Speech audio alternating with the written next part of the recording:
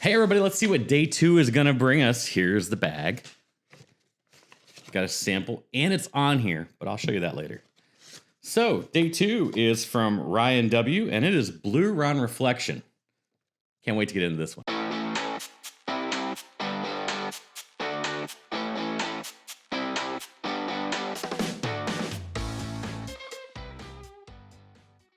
So just to recap, in case you're jumping in here on day 2, what I'm doing with these is going through a similar track to 12 Days of Christmas and calling it 12 Days of Whiskey.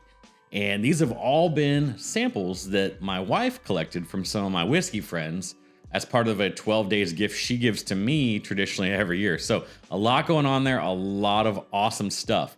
So this particular Blue Run is Reflection 1. It comes in at 95 proof and was dumped from the barrel on 4/18/22.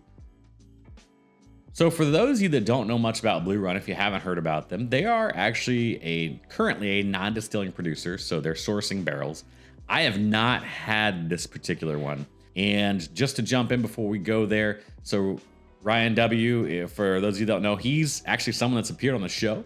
He was in the Country Ham episode that I recorded in Ohio. And just my fondest memories of Ryan, present day tied to him and his family, past days tied to him and his family. But when I tell you he's just the best man, he literally was my best man at my wedding. And so he's been a lifelong friend, and I can't thank you enough for your support of Sarah on this whole thing and just for everything. So this is the best part about whiskey, in my opinion. But let's get into this delicious pour, what I know is going to be a delicious pour. The cap did it today like it's supposed to. We're gonna start with a swirl here. We got to make sure we release that, get it coating the glass really well. I don't know why I'm talking you through that because I'll probably cut this, to be very honest with you. If I don't, it's just gonna be awkward me staring at the camera swirling. So let's give it the first sniff and see what's going on. Right off the rip, I get like a deeper caramel, kind of creamy caramel note. I get in there and there is some wood. I wish I knew the age on this. I didn't happen to look, but I don't think, I think they're blending a lot of these, so it's hard to say what some of the ages are gonna be. I get a slight bit of some really light floral as well. Can't quite place. I'm not saying dandelion, definitely not that. Maybe leaning that way a little bit. Yeah, that kind of caramel underpinning really keeps coming back, and it's very beautiful. It's not like overwhelming dark brown, like really heavy caramel. And then the wood kind of wraps it all together, and it's not sweet, but it's also not like that whole funky wood either. So let's get into it. I've smelled it enough.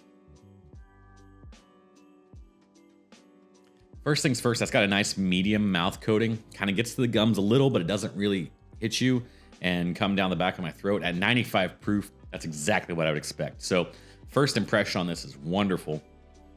I get some of those little caramel notes.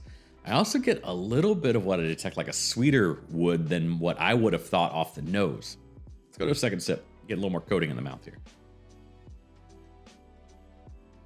So that second sip really opened up some things for me, and I'm glad. Normally, like, it takes 2 or 3 sips, right?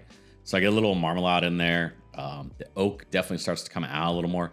And then what becomes really apparent on the back of the palate is it's a little bit of rye.